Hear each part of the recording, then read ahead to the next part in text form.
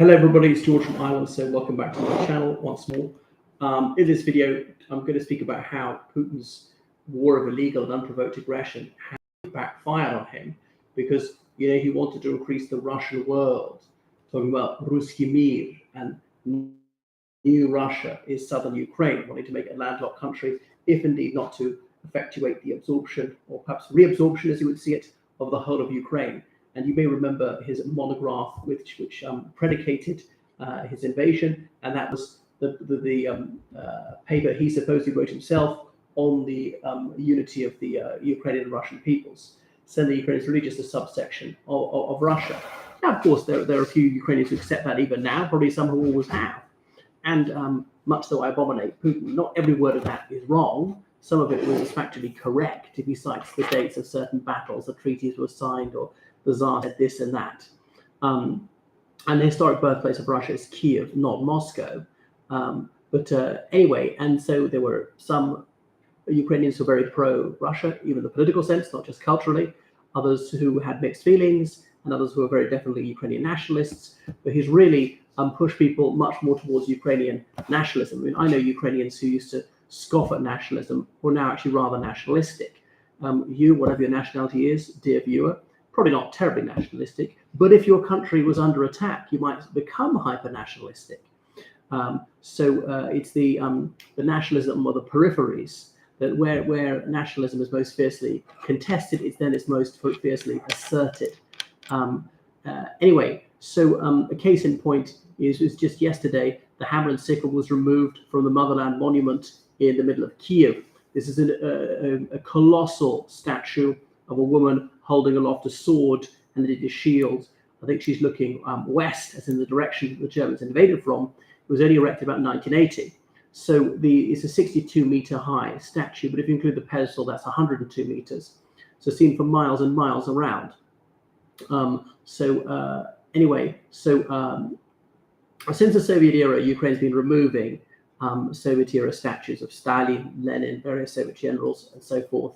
Not so much in the early years, but that sort of accelerated after 2000. I remember when I visited Ukraine in 2007, only time I've been actually, there was a statue of Vladimir Ilyich Lenin in the middle of Kiev. I don't know if it's still there. What else have they done? Other Soviet era war memorials have been taken down. And in a law passed, I think it's last year, but it came into force this year, Ukraine has changed any toponyms which allude to the Soviet epoch or indeed Russian culture. Right, so that's exactly the opposite effect of what Putin intended to achieve. But admittedly, he's a bit of a hypocrite whinging about this. All right then, why doesn't he call his hometown Leningrad, return to the Soviet era? But actually, he's not a communist. I mean, he was obviously a communist because he's just follows the biggest gang of thugs around. He's a time server, has no courage, and maybe he just saw that as a Trojan horse for Russian hyper-nationalism, that Soviet was just a code word for Russian. They probably perceived it that way. But remember in the late 90s, he said that Marxist-Leninism led Russia down a political and economic dead end. He's dead right about that one. Even the devil can speak true. Even he's not that stupid.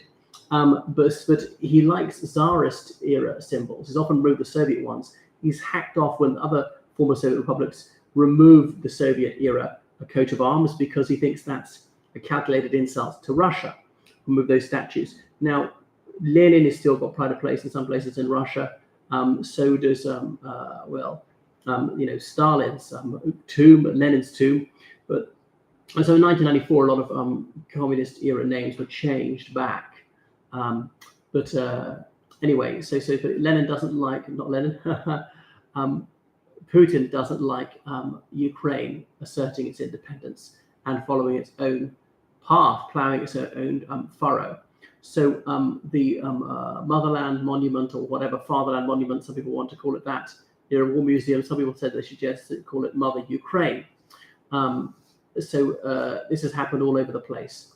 And then, some days ago, Ukraine announced that henceforth and forever afterwards, Christmas there should be celebrated on the 25th of December, bringing it into line with countries in Western Europe, or almost the whole world, who follow the Gregorian calendar rather than the Julian calendar.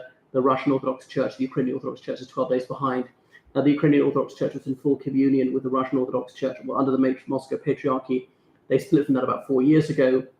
And the ultimate head of all Orthodox Christians in Constantinople, he accepted that. He's ethnically Greek, he's a Turkish citizen. Because even though it's in Turkey, which is about 0.0.1% ethnically Greek, that was historically the center of Orthodox Christianity, and the Turkish government has allowed that to continue, but said only a Turkish citizen can do it. And there are very, very few Turkish citizens of the Greek ethnicity. Anyway, so that's another thing that Putin didn't want, that nobody's talking about until Putin started attacking Ukraine in 2014. So another setback. And obviously they shifted Victory Day to the 8th of May, and 9th of May is going to be Victory Day. The one thing they don't seem to be even considered is changing the alphabet. Azerbaijan, Uzbekistan, Turkmenistan, in the early 90s, they changed their alphabet Cyrillic to Latin, as in the one we use for English. People say English alphabet, it's not, it's invented for Latin. And it really owes something to Phoenician or even Greek. Now, why are the Ukrainians not doing this and not even discussing it? Well, there are no discursive conversations on this issue, partly because they say, well, we invented it. It was ours before it was Russia's. But then again, Ukraine didn't achieve quiddity till the early Middle Ages. There's really St. Cyril's and St. Methodius, two Macedonian monks, or Macedonian monks, everyone in Southeastern Europe pronounces it. They're the ones who invented it, but of course it's largely plagiarized from our dear friends, the Greeks. Anyway, it was quite difficult to remove the hammer and sickle monument, and the operation to do so from that Fatherland Monument, or Motherland Monument, is it Ochispa or Radina? I can't quite remember. Took some time, had to be delayed, consequent upon aerial attacks. So a new shield's been put up at a cost of $758,000. Now, in the midst of this war of national survival, you might think there's better ways to spend the money. It all came from private donations and not public funds, but still. So 85% of Ukrainians supported taking down the hammer and sickle. That's exactly what Russia didn't want. So I know Ukrainians who grew up Russophone families who are now switching to Ukrainian language, and partly because if they speak Russian, Putin will pretend that means that they should be part of Russia. A language is not a nationality. A nationality is not a language. India's got 2,000 languages, but is almost universally accepted to be one nation. It's like saying that Americans are English because they speak English, which would be preposterous. So it hasn't worked very well for him. And these grain attacks, I say, okay, right, so making it very difficult for Ukraine to export grain, yet more attacks on Izmail, that port on the Danube River, just across the river from Romania. Now, Ukraine's exported 33 million tons from through the Black Sea under the Black Sea Grain Initiative over a course of a 12-month.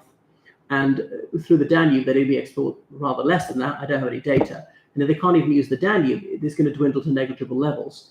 But Putin says, oh, I'll provide grain for free to these African countries, I think to 6 of them in particular. But it was only 50,000 tons at most. And who's staggeringly stupid enough to actually trust him? Probably very little of the grain will be delivered. He got rich in the early 90s by promising and not delivering lots of food for the starving people of his hometown, St. Petersburg. So much of the big idea that he loves St. Petersburg. So, he'll manage to alienate these African countries, which are fairly friendly disposed towards him. But then again, does that matter? They're very much less economically developed countries. They do almost nothing for Russia. They don't send him soldiers. They don't sell him weapons. They don't manufacture weapons. What can they do for him? There's a small sense that they're not alone in the world. They do hardly any trade with Russia. So to be brutally frank, they don't matter. So it's really just for presentational purposes. I can say, well, not everybody rejects us.